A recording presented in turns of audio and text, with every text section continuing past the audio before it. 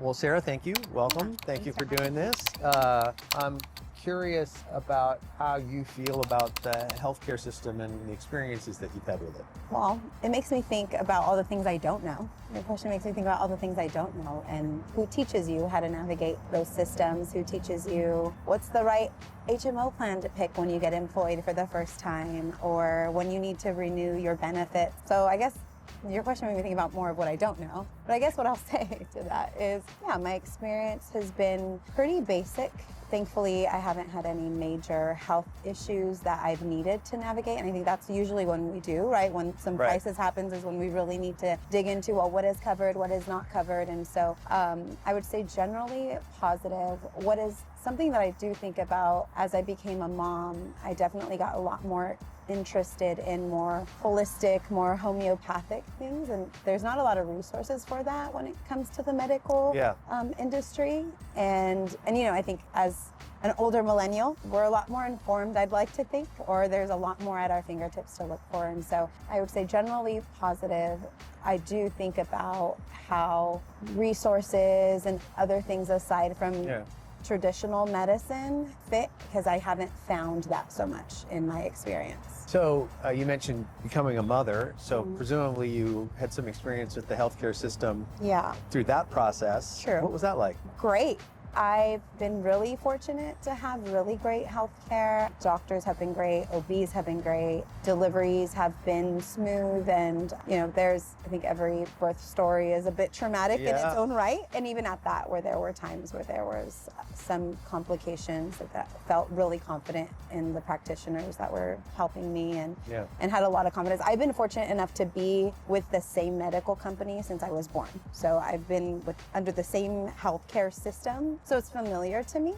And so just that long-standing relationship has also built trust and confidence. And so I think that's been a big part of those big life experiences that has given me kind of the confidence. And how many children do you have? Oh, 5. 5 children. Wow, congratulations. And how old are they? So we have 20, 18, 17, 4. Wow. And 1.5.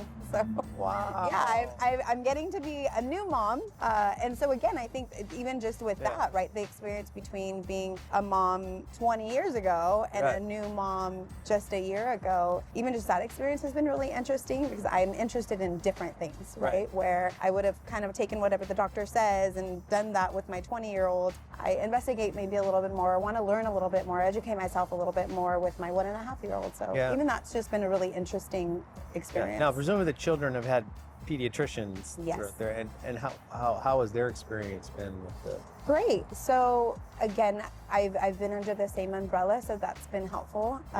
And my children have had the same experience, and so we've had some really great pediatricians so far. I think we just recently had a change because our doctor retired. So for the 2 little ones, they have a new one, right? And he is significantly younger than the other one, but it's been great because we're kind of doing this together, it feels, right? Where I think my other pediatrician, he was just more established and a lot more opinionated, maybe because of age. I think I'm learning as you age, you are more loose with your opinions, right? You're able to share them a little bit more when you're a little more reserved, I think, when you're younger to share opinions. But all that to say, the pediatricians have been great. I think they do a really great job of listening to the mom or to the parent. I think it's been really helpful to be affirmed in that, like, hey, you know your child best. You know when something's wrong, and maybe I'm not seeing what you're seeing, but like help me understand. That's been a lot of the approach from them. It's been really helpful. How about your experience with the health insurer? How's that gone? Fine. I think, again, back to your first question, it made me think about all the things I don't know, and I don't really deal so much with that. It's like you sign up when it's time to sign up through work, and then you just hope you read the thing right. Of course, there are employees that are there to serve you, to make sure you understand, and I know I could take advantage of that, but you just kind of trust that I picked the right thing. Thankfully, there hasn't been anything that we've experienced where we've had to make tough financial decisions about, right?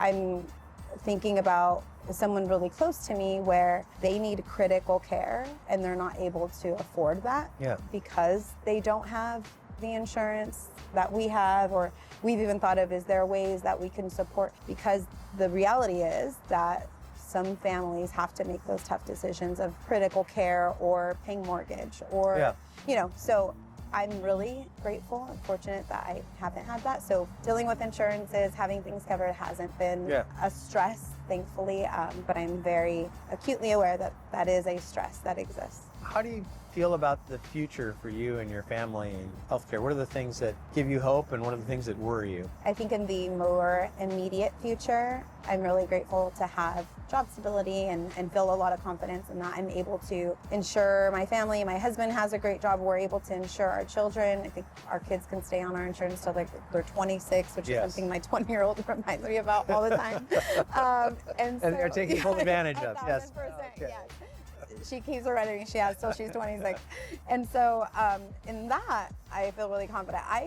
If I'm being honest, I feel less confident in what happens beyond employment. Okay. Because I don't know. Like, who teaches you that? I mean, I can chat probably and figure out some stuff, right? But who walks you through that? How do you know? And it makes me think about, kind of back to what I said earlier, is you kind of don't navigate those things until you have to.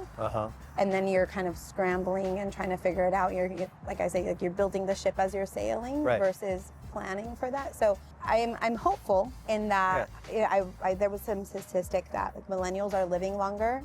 So it makes me even think about that, right? Like, how is the healthcare system going to adapt to that? And kind of earlier what I said around just more interest in holistic things, like what place does that have in modern medicine? And so in the immediate future, I feel really confident and hopeful.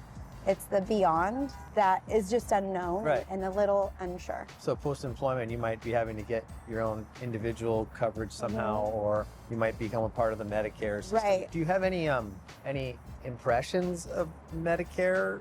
From what I know, I think it's a good foundation, and just like with anything, definitely room for improvement. Going back to the family member that I was speaking about, seeing them having to navigate that and trying to figure out what's covered, what's not covered, having to postpone critical care because it may not be covered yet, or needing to qualify.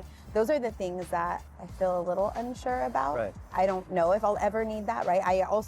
My mom has a great retirement plan and has medical coverage for the rest of her life. And even that, there's some things she has to navigate with Medicare because she doesn't need it. And so, I think it made me think about how even now at a reasonably young age, I could be preparing and thinking about that and looking into that, so that I'm not trying to figure it out when I get to the point when I need it. So I gave you a magic wand and the opportunity to change things in healthcare. What would you change? I don't know if you want to give me that wand. It's yours. I can't take it back. All right, it's mine. I got it. Okay. Great. For sure, healthcare that is accessible to everyone, everywhere, is really important. Just as human beings, we deserve to be taken care of, and we deserve not to have to choose treatments, access to medications, access to holistic practices that could keep us alive and well, and having to suffer when that's not available. So I think, to me, the most important is making sure that everyone has access and it's available to everyone in a way that meets them where they're at, right? And so not just accessible, but affordable for whatever that means to the individual. That's really important. If I kept waving the wand, I think for sure it would be to have a place where you can be curious and discuss and not just be told what is happening, what you need to do. I think there's a lot of times where there's this power dynamic happening, right? Especially when we consider, between you and the physician. Yeah, so I come from a family of immigrants. And so there's this power dynamic that happens in the doctor's office, right? Where you are the know-all, be-all as the physician, and I as the patient am looking for answers. And especially when you think about all the complexities of identities, right? You may or may not feel inclined to ask questions or to be curious. You're going to take whatever is being said, or even advocate for yourself, right? If you don't feel that you're being heard, or you don't feel we've gotten to the source of the issue, you may not feel so inclined, given your background, given how you're showing up in the space. So creating a space where there is this partnership the sense of partnership and being really mindful of those power dynamics. And I think that can be accomplished maybe not so easily, but I think relatively easily. I don't know if we need magic for that, but I think that making sure that everyone is in tune with that would be really important. Right. Great. Well, I think you make really good use of your magic wand. Is there anything else, any other thoughts or reflections you want to share on healthcare? Yeah, I am first really grateful for every practitioner that has dedicated their lives to that. I met a new doctor recently because our pediatrician wasn't available and I needed to go in for something for my son. And I just was looking at him and he looked pretty young, and I just thought, man, there's people that dedicate years of their lives to be able to be in this position and overcome whatever obstacles they had, whatever family backgrounds they come from, and bring all of that to this point and then go from there and dedicate years to this. So first, just a deep gratitude for all of those who've dedicated years, time, lives to being able to be physicians, nurses. Well, they often take on a lot surgeons. of debt too. A 1,000%. Yes, we are navigating college with my oldest one, so I empathize. Thankfully, she hasn't gone into medicine, or maybe she hasn't decided yet. But yeah, I think first and foremost, a lot of gratitude. And I would just say the second part would be just in this short conversation with you, I won't call it an action, but more of an encouragement for us. I don't know if we're considered middle age yet, but for sure this generation. For sake of argument, let's just say we are. We are. Yeah, I think that to really look into and plan for the future when it comes to your health care. I think we take for granted that we're employed and have insurance, or maybe we're not, whatever it is that we're navigating, difficult, easy, however it be.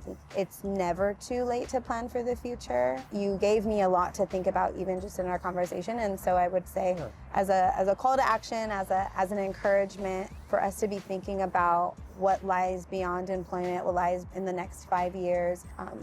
Are we positioned to be able to take on, God forbid, a medical emergency or something that might set us back financially? Are we prepared for that? Do we know what our insurance covers, doesn't cover? And so, I think just to inform ourselves a bit more for the sake of our families and for the sake of ourselves. Well, Sarah, thank you so much for taking the time. I really enjoyed meeting you. Thank you so much for your time.